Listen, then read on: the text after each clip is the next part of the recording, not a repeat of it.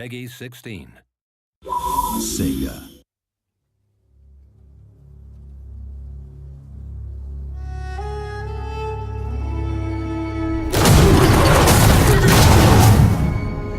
Rome 2 is epic in scale.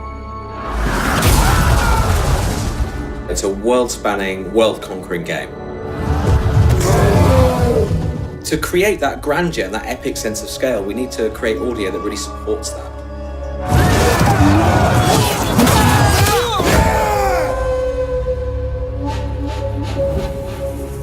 So the prologue in Rome 2 is a kind of contained, narrative-driven mini-campaign that leads the player into the full campaign game. Soldiers of Rome, we have travelled far together, down a path not of our choosing. So we have Mark Strong playing the part of Silanus, who's the kind of protagonist in the prologue. Mark Strong is a great actor. He's worked in numerous films, Kick-Ass, Sherlock Holmes. Mark is perfect for the role. He's got power and gravitas. You can just feel the strength in his voice when he delivers a line. Fate and the cruelty of man compelled each of us to draw our weapons, stand back to back, and defend our lands against the common foe. He kind of starts off as a mid-rank Roman commander, and then as the prologue progresses, he sort of rises up in rank to eventually become a proconsul. He's a very accomplished military commander, the kind of guy you would follow into battle. Although interesting in the game, the more successful he becomes and the more power he accrues, he seems to fulfill that old saying that power corrupts and absolute power corrupts absolutely. It is clear that evil left unchecked will always find Rome. It's very important you understand the character you're playing in order to give the game some life. We shall forge our destiny together! If you're trying to find a way to give him gravitas and make him believable, you've got to make the lines sound like somebody who you would follow into battle. We did not seek this war. It is our homes at birth. So I've given him a kind of gravelly strength. He definitely draws the player into the game right from the start. He sort of builds up his character really well, and just kind of the weight and command in his voice works really well. My work this morning, there's been a lot of rallying call to battle, so as far as I'm concerned, Romans spend most of their time fighting, it seems to me. For Rome! Music is incredibly important in Rome 2 because it sets the tone for the historical backdrop, and it really draws the player into the atmosphere of the ancient world. It helps deliver the emotion in the game. It helps deliver the grandeur and the spectacle. And it helps us to create an identification with a particular culture.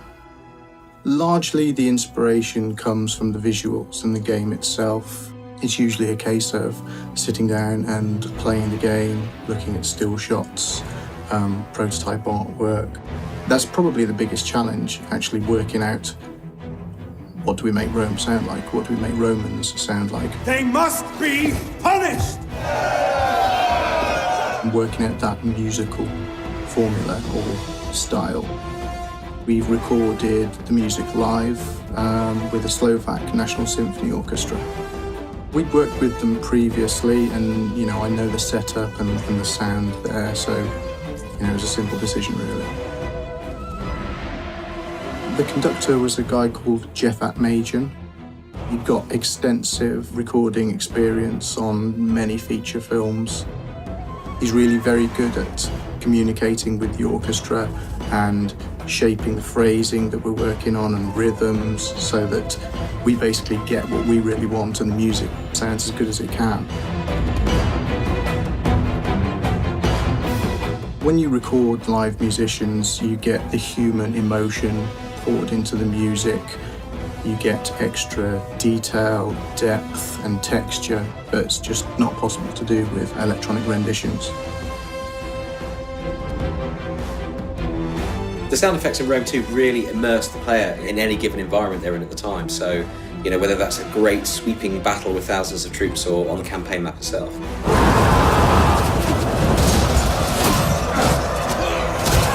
I think believability is probably the main reason that we need to have good sound effects. because you want people to make it feel like they're a general commanding an army as opposed to someone playing a game. This will never end. We recorded a lot of the assets ourselves here, as well as in the field, as well as at Shepparton Studios. And so we've recorded tens of thousands of individual assets that have been recorded from scratch. So that really does make the battlefield come alive when you can zoom into two guys fighting it out and hear exactly how we think it should sound in that era. Some of those guys really suffered for their art. We had them standing around in full suits of Roman armour being struck with blunt instruments to kind of replicate the sound of metal on metal that you hear in battle. Those guys really worked hard for us. So the metal shield was a car door impact, plastic bottle being hit, Foley, body thumps, like a big body hit. We used a giant metal spatula for sword ring outs. We also created a new sort of faux Roman guy, which was a punching bag with helmets, and we bashed it with our fists and all that sort of stuff. It's not always what you expect it to be. The sound effects and audio for Rome 2 are utterly spectacular. We've got this incredible orchestral soundtrack. We've got this incredibly detailed, rich soundscape. You just have to hear it to believe it. Take it from me, you're going to need some bigger speakers.